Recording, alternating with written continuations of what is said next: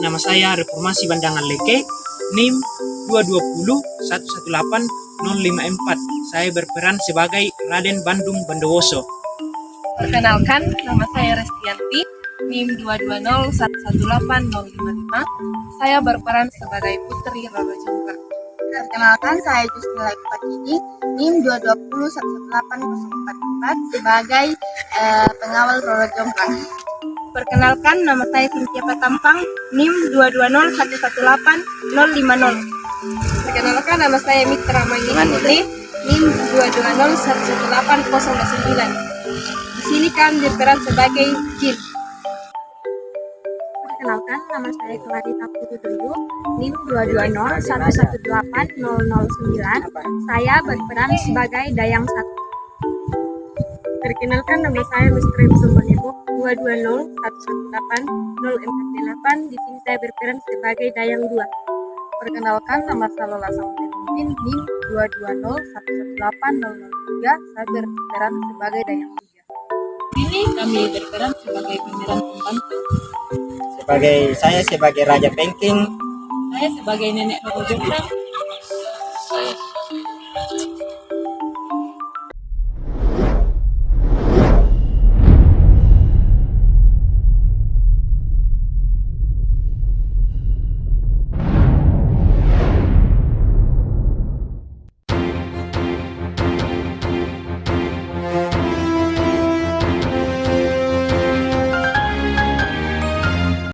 Alkisah pada zaman dahulu kala, ada seorang raja bernama Prabu Boko yang bertahta di Prambanan.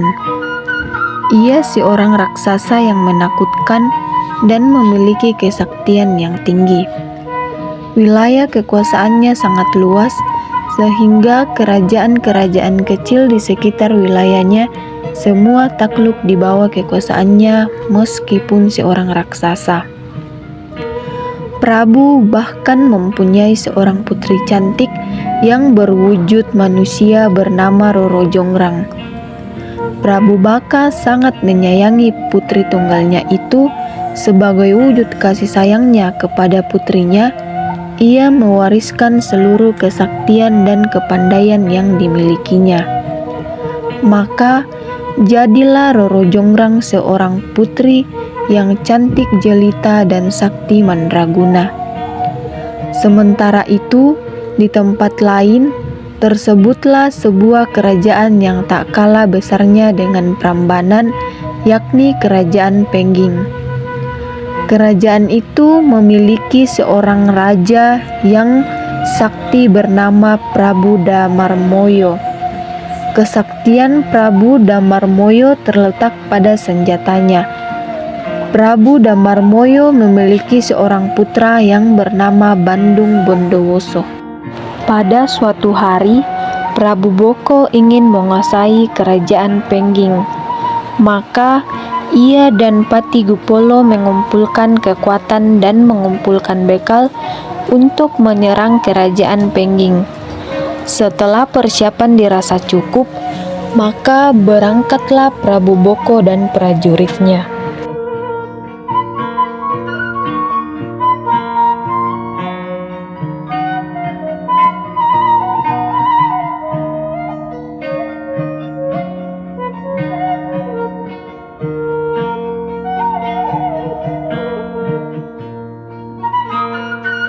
Sesampainya di kerajaan Pengging, Siapa kalian dan mengapa kalian datang ke sini?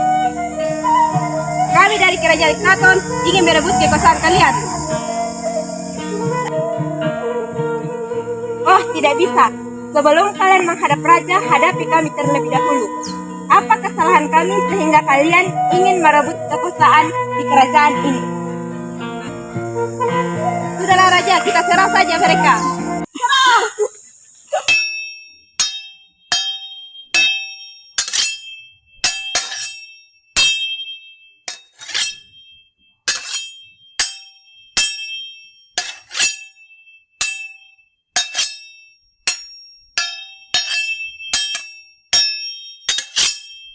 Wahai putraku, kemarilah duduk di samping.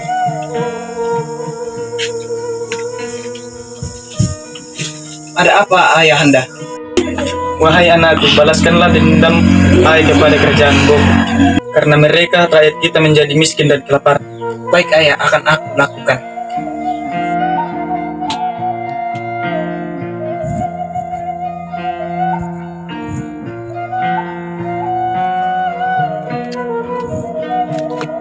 Bondowoso, siapkan pasukanmu untuk menyerang Prambanan. Baik Gusti, perintah akan segera saya laksanakan. Keesokan harinya, berangkatlah Bandung Bondowoso bersama pasukannya ke Prambanan. Setibanya di Prambanan, mereka langsung menyerbu masuk ke dalam istana. Serang! Prabu Baka pun tidak tinggal diam. Ia segera memerintahkan pasukannya untuk menahan seorang pasukan Bondowoso yang datang secara tiba-tiba. Pertempuran sengit pun tak terelakkan lagi.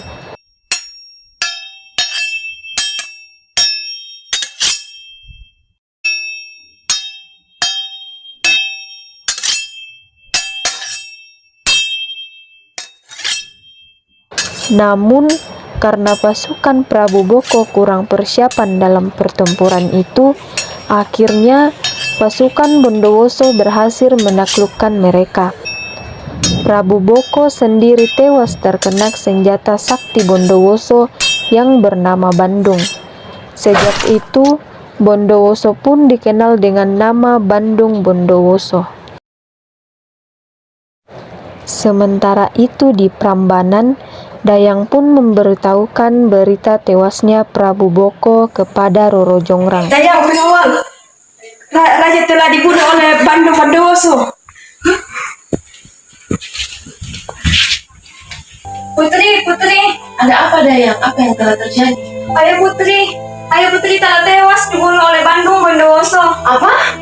Ini tidak mungkin terjadi. Kalian pasti berbohong. Tidak Putri. Pati, apakah benar ayahanda telah tiada? Betul Putri. Baginda Raja telah dibunuh oleh Bandung Bondowoso. Benarkah? Benar sekali Putri.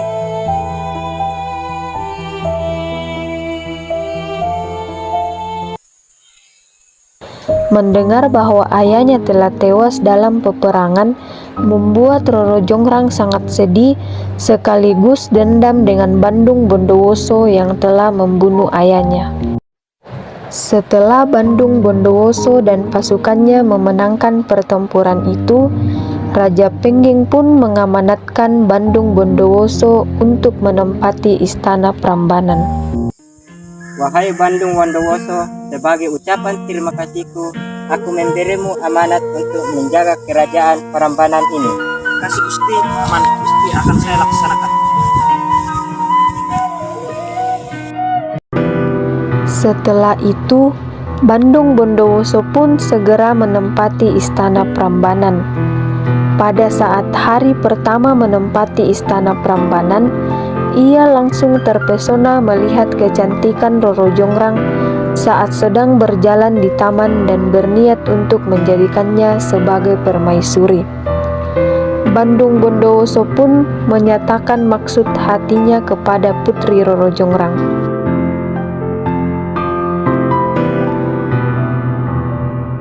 Wahai putri yang cantik, siapakah namamu? Aku adalah putri Roro Jongrang. Siapa kau? Saya adalah Raden Bandung Bondowoso dari Kerajaan Pinggir. Putri, bukankah dia adalah orang yang telah membunuh ayahmu? Benarkah? Kau sungguh kejam. Hahaha, kerajaan ini sudah menjadi milikku. Untuk pemerintah kerajaan ini saya membutuhkan seorang permaisuri. Maukah kau menjadi seorang permaisuri itu? Tanpa berkata-kata, Roro Jongrang pun langsung meninggalkan Bondowoso karena kekesalannya terhadap Bondowoso yang telah membunuh ayahnya. Semakin lama Bondowoso tinggal di kerajaan Prambanan, ia semakin terpesona dengan kecantikan Roro Jongrang. Tapi di sisi lain, Roro Jongrang masih terpukul akan peperangan yang membuat ayahnya meninggal karena terbunuh. Tuan Putri, apakah Tuan Putri masih bersedih? Tentu Dayang, aku benci sekali dengan Bondowoso yang telah membunuh ayahku. Apakah Tuan Putri ingin teh hangat? Boleh, aku mau. Baiklah, tunggu.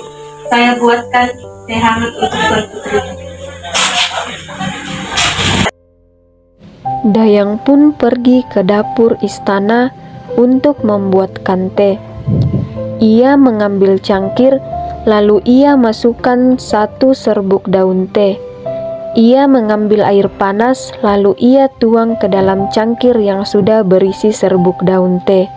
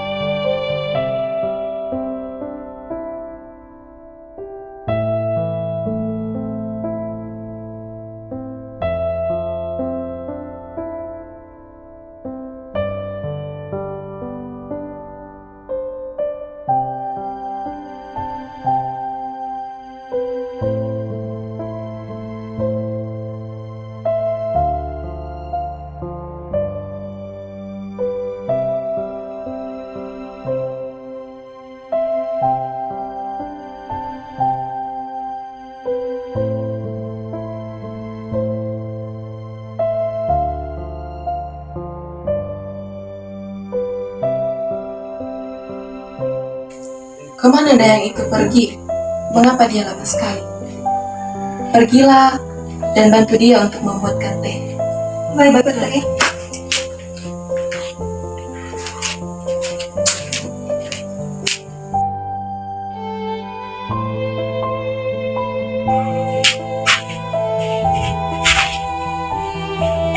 Wahai Roro Jonggrang, mengapa engkau seorang diri? Di mana Dayang? Dia sedang membuatkan teh untukku. Wahai putri, kutanya sekali lagi, maukah engkau menjadi permaisuriku?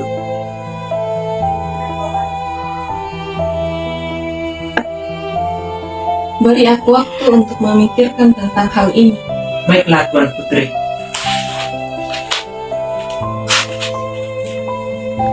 Lalu datanglah sang Dayang sambil membawa nampan berisi secangkir teh untuk Roro Jonggrang. Ia memberikan secangkir teh itu kepada Roro Jonggrang. Dayang, apa yang harus saya lakukan? Saya sudah muak mendengar pertanyaan dari Bandung Bondowoso. Tuan Putri, kalau boleh saya beri saran, sebaiknya Tuan Putri memberikan syarat yang mustahil ia penuhi. Kalau dia gagal penuhi, dia tidak akan menikahi Tuan Putri. Kira-kira syarat apa yang harus saya berikan? Lebih baik ikuti kata hati Tuan Putri. Karena kegelisahannya, akhirnya Roro Jonggrang memutuskan untuk bertemu dengan eyangnya dan membicarakan mengenai hal Aku itu. ingin bercerita. Bandung Bondowoso yang telah membunuh ayahku, ia ingin menjadikanku sebagai permaisurinya. Apa yang harus aku lakukan, Eyang? Aku tidak mau. Wahai cucuku Roro Jonggrang, dengan menerima tawaran Bandung Bondowoso menjadi permaisurinya, itu artinya kamu berkhianat terhadap kerajaan kita. Kamu harus meminta sesuatu yang mustahil terhadap Bandung Bondowoso agar kamu tidak menjadi permaisurinya. Baik, Eyang, akan kupikirkan mengenai hal itu. Setelah berbicara dengan eyang, Roro Jonggrang pun kembali bertemu dengan Bandung Bondowoso. Bagaimana Putri? Bersediakah engkau menjadi permaisuriku?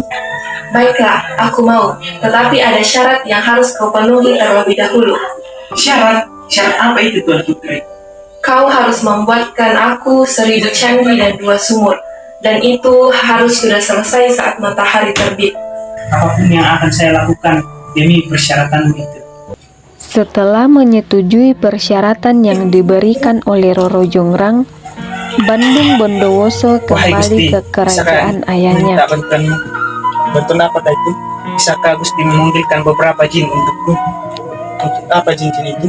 Untuk memenuhi persyaratan membangun 1000 candi dan 2 sumur untuk menikahi Roro Jongrang. Baiklah, akan kupanggilkan untuk mana. Raja Pengging pun melakukan beberapa ritual dan mengucapkan beberapa patah kata untuk memanggil jin-jin. Ada apa kau memanggilku? Bisakah engkau membantuku? Kuberi satu kesempatan permintaan untukmu. Bisakah kau membuat 1000 candi dan 2 sumur dalam semalam sebelum terbit matahari? Wani Piro, Aku serius dengan permintaanku. baiklah akan kulaksanakan. Jin itu pun memanggil beberapa temannya lagi untuk membantunya membangun 1000 candi dan 2 buah sumur. Jin-jin itu melakukan pekerjaan dengan sangat cepat, sehingga tengah malam sudah setengah jumlah candi yang sudah selesai.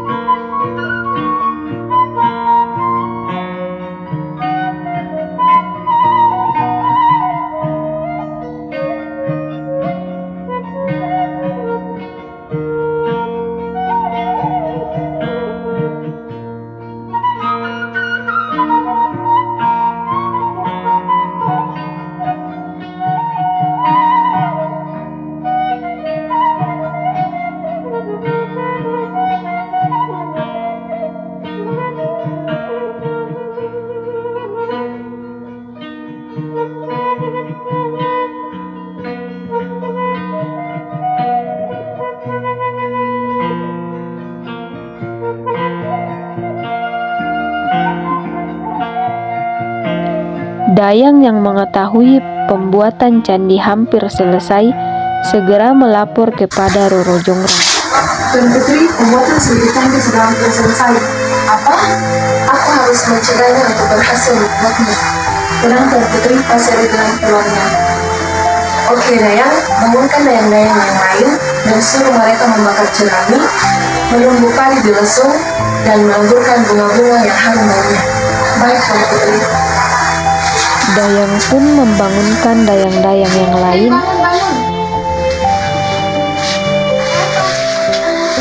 Ada perintah dari Tuan Putri yang akan kita lakukan. Apa itu? Kita harus membakar jerami, menunggu padi di lesung, dan menabur bunga-bunga yang harum baunya. Cepat. Dan menyuruh mereka membakar jerami.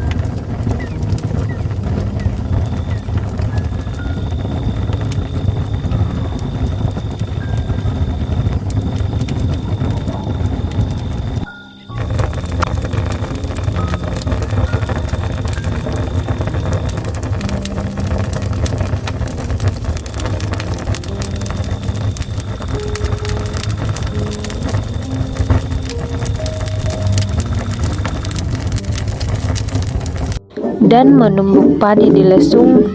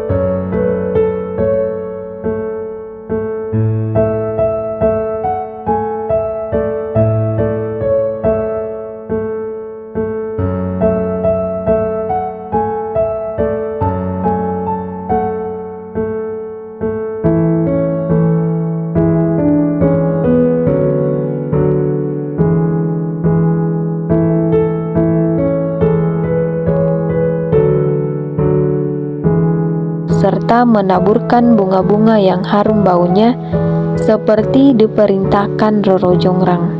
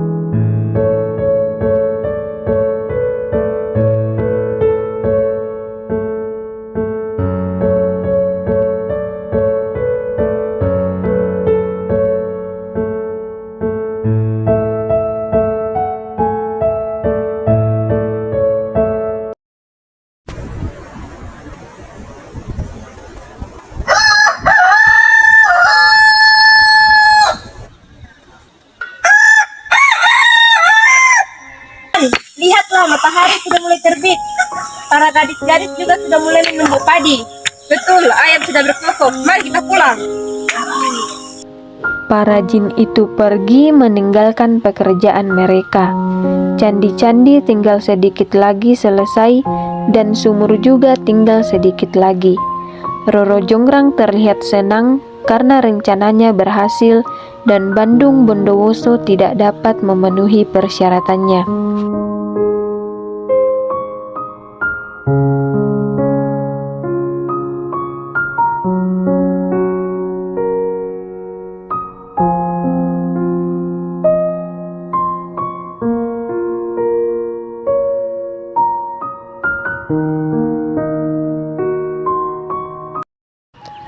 Di lain pihak, Bandung Bondowoso sangat kecewa karena tidak dapat menjadikan Roro Jonggrang sebagai permaisurinya. Tetapi Bondowoso tambah kecewa dan marah setelah mengetahui rencana Roro Jonggrang yang sengaja menggagalkan usahanya.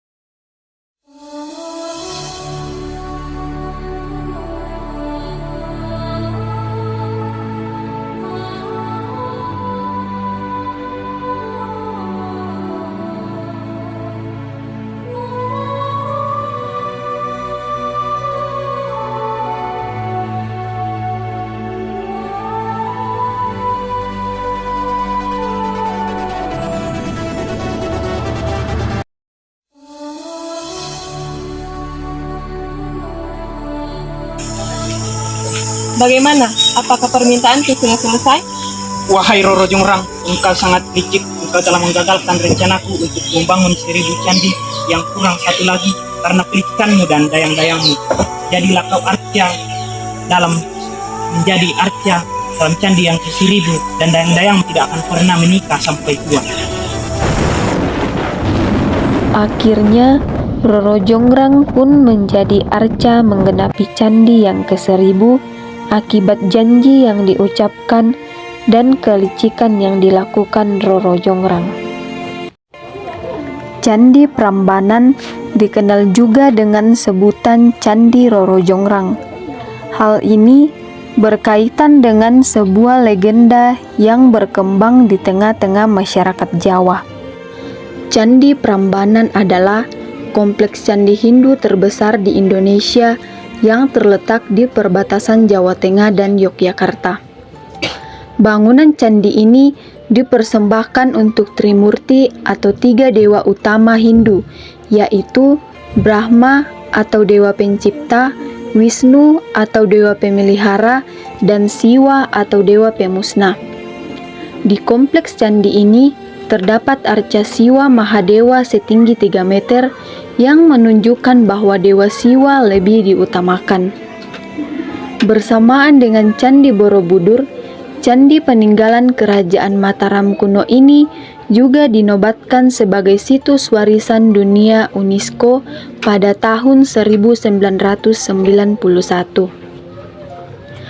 Candi Prambanan dibangun pada masa pemerintahan Raja Rakai Pikatan yang memerintah Mataram kuno antara 840 sampai 856 Masehi.